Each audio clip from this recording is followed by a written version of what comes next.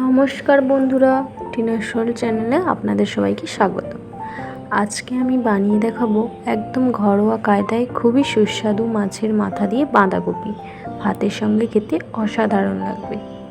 তাহলে চলুন শুরু করা যাক। মাছের মাথাটাকে প্রথমে ভালোভাবে গুঁড়ো গুঁড়ো করে ভেজে নেব।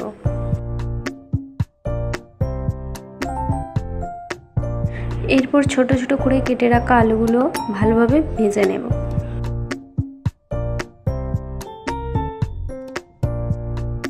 এই দেখুন, আমি এইভাবে আলুগুলোকে ভেজে নিয়েছি। এরপর আলুগুলো তুলে নেওয়ার পর ওই তেলে আমি কিছু ফোড়ন দিয়ে দিলাম, গোটা জিরে, একটা কাঁচা লঙ্কা আর একটা তেজপাতা। এটাকে ভালোভাবে আমি ভেজে নেব। এরপর আমি দিয়ে দিচ্ছি টমেটো কুচি। টমেটোটাকে বেশি ছোট করেও কাটি না, বেশি বড় করেও কাটি না, মাঝারি আকারে কেটেছি। এটাকে আমি ভালো করে ভেজে নেব। এরপর আমি এখানে দিয়ে দিলাম আদা বাটা। এটাকেও ভালোভাবে আমি ভেজে নেব।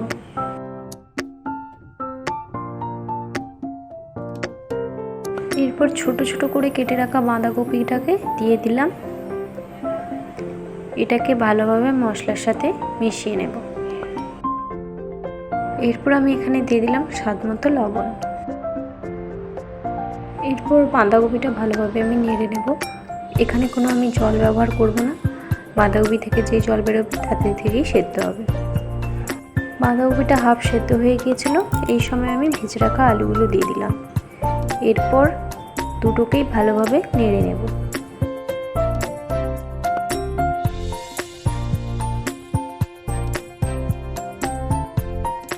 এরপর মাছের মাথাটাকে দিয়ে ভালোভাবে মিশিয়ে নেব বাঁধাকপির সাথে।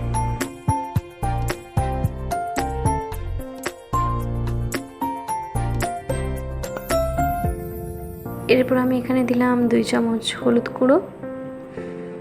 এরপর দিলাম 2 চামচ লঙ্কা গুঁড়ো। এরপর দিলাম হাফ চামচ ধনে গুঁড়ো। এটাকে ভালোভাবে আমি মিশিয়ে নেব। এইভাবেই আমি লো ফ্লেমে বাঁধাকপি আলুটাকে নাড়তে থাকবো। এতেই সেদ্ধ হয়ে যাবে। আমি আর জল ব্যবহার করছি না এখানে। এইদিকে দেখুন, বাঁধাকপিটা আমার পুরোপুরি তৈরি হয়ে গিয়েছে। এরপর আমি ভেজে রাখা জিরেটা দিয়ে দিচ্ছি। এটাকে ভালোভাবে নেড়ে নেব। নেড়ে নিলেই আমাদের মাছের মাথা দিয়ে বাঁধাকপি রান্নাটা কমপ্লিট হয়ে যাবে। ভিডিওটা যদি আপনাদের ভালো লাগে তাহলে অবশ্যই লাইক কমেন্ট করে পাশে থাকবেন। আর যদি এরকম আরও রান্নার ভিডিও দেখতে চান তাহলে অবশ্যই সাবস্ক্রাইব করবেন।